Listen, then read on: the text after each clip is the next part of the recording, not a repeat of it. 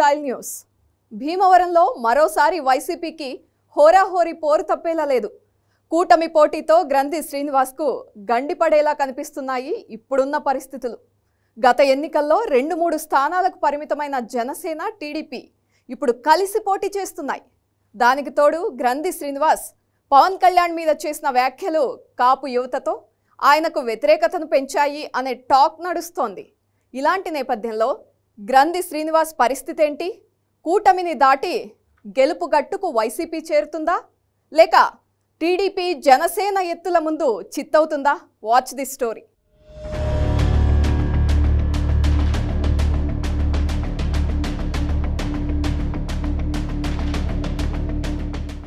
ఏపీలో భీమవరం అసెంబ్లీ నియోజకవర్గం పొలిటికల్గా చాలా హాట్. గత ఎన్నికల్లో పవన్ కళ్యాణ్ పోటీతో రాష్ట్ర రాజకీయాలను ఆకట్టుకున్న ఈ నియోజకవర్గంలో ఈసారి ఏ పార్టీ గెలుస్తుంది అనేది ఇంట్రెస్టింగ్గా మారింది. ఇక్కడ కాపు, క్షత్రియ, సామాజిక వర్గాల ఆధిపత్య పోరులో వార్ వన్ సైడ్ కాకుండా చేస్తాయి అనడంలో డౌట్ లేదు. ఇప్పటిదాకా జరిగిన ఎన్నికల్లో టీడీపీ, కాంగ్రెస్లో సైకిల్ పార్టీదే పైచేయి.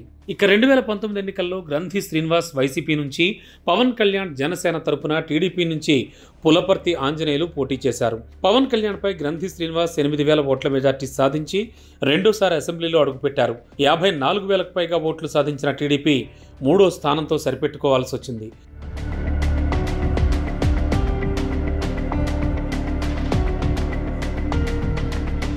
ఆ ఎన్నికల్లో పవన్ బరిలోకి దిగడంతో అందరి దృష్టి ఈ నియోజకవర్గంపై పడింది. భీమవరంలో ఏం జరుగుతుందనే సస్పెన్స్ చివరి నిమిషం దాకా కొనసాగింది. వైసీపీ అభ్యర్థి గ్రంథి శ్రీనివాస్ విజయంతో పవన్ పోటీ చేసిన తొలి ఎన్నికల్లోనే పరాభవం ఎదురైంది.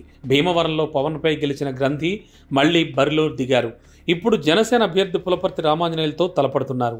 ఈసారి భీమవరంలో పవన్ ఓటమిని మరిపించేలా జనసేన విక్టరీ ఉంటుందా అన్నది సస్పెన్స్గా మారింది.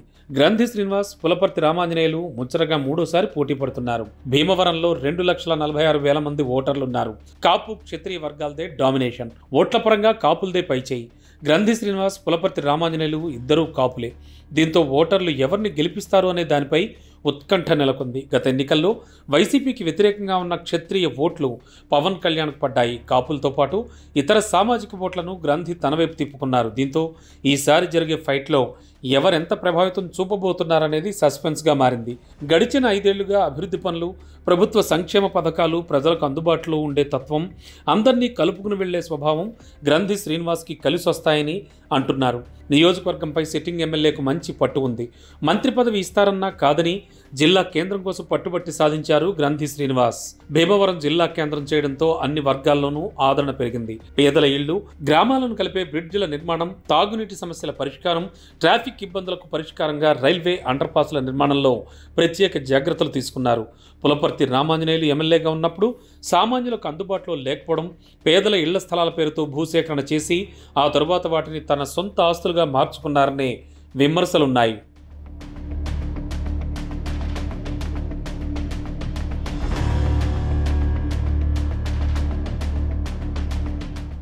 ఇక భీమవరంలో కాపు ఓటర్లు ఎక్కువ. గ్రంథి శ్రీనివాస్ మొదటి నుంచి జనసేనపై విరుచుకుపడ్డం ఈసారి మైనస్గా మారే ఛాన్స్ ఉంది. ఆ సామాజిక వర్గ యువత ఆగ్రహంగా ఉంది. ఈ మధ్య మెగాస్టార్ చిరంజీవిని కూడా టార్గెట్ చేయడం అగ్నికి ఆజ్యం తోడైంది. భీమవరంను జిల్లా కేంద్రం చేసిన మౌలిక వసతులు కల్పించలేదన్న విమర్శలున్నాయి. ప్రభుత్వ ఆఫీసులు ఒక్కొక్కటి ఒక్కో చోట ఉండడంతో సామాన్యులకు ఇబ్బందులు తప్పట్లేదు. భీమవరంలో జనాభా, ట్రాఫిక్ ఇంకా పెరిగే అవకాశం ఉంది. దానికి తగ్గట్టుగా వసతులు పెంచాలి. గ్రంథి శ్రీనివాస్కి క్షత్రియ సామాజిక వర్గంలో ఉన్న విభేదాలు పరిష్కరించుకోలేదు. అందుకే ఆ వర్గం సహకరించారని అంటున్నారు. స్థానిక సంస్థల ఎన్నికల్లో వైసీపీకి ఎదురుదెబ్బ తగిలినా అభివృద్ధి పనులపై ఎమ్మెల్యే పెద్దగా ఫోకస్ పెట్టలేదని స్థానికులు చెబుతున్నారు. జనసేన అభ్యర్థి పులపర్తి రామాంజనేయులు 2 సార్లు ఎమ్మెల్యేగా గెలిచారు. గత ఎన్నికల్లో తెలుగుదేశం, జనసేనకు పడిన ఓట్లన్నీ పడితే విజయం ఖాయమని ధీమాలో ఉన్నారు. వ్యక్తిగతంగా సౌమ్యుడిగా పేరున్న పులపర్తి రామాంజనేయులు పవన్ కళ్యాణ్ స్థానంలో పోటీ చేస్తుండడంతో ఆయనపై అంచనాలు భారీగా ఉన్నాయి.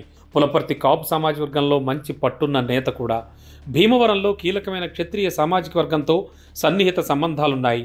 10 ఏళ్లు భీమవరం ఎమ్మెల్యేగా పనిచేసిన పులపర్తికి ఎవరితోనూ పెద్దగా విభేదాలేం లేవు. వైసీపీ అధికారంలోకి వచ్చాక భీమవరం జిల్లా కేంద్రం కావడం, ట్రాఫిక్ సమస్యలు పరిష్కరించడం, పేదల ఇళ్లు, తాగునీటి సమస్యల పరిష్కారం లాంటి ఇబ్బందులు తొలగిపోయాయనే అభిప్రాయం ఉంది. మళ్లీ వైసీపీ విజయం సాధిస్తుందనే ధీమాలో కార్యకర్తలు ఉన్నారు. ఓవైపు వైసీపీ, మరోవైపు జనసేన. ఏ పార్టీ గెలుస్తుందన్నది ఉత్కంఠ రేపుతోంది. వచ్చే ఎన్నికల్లో 2014 సీన్ రిపీట్ అవుతుందా, లేక సెంటిమెంట్ను జనసేన బ్రేక్ చేస్తుందా అన్నది తొందరలోనే తెలుస్తుంది.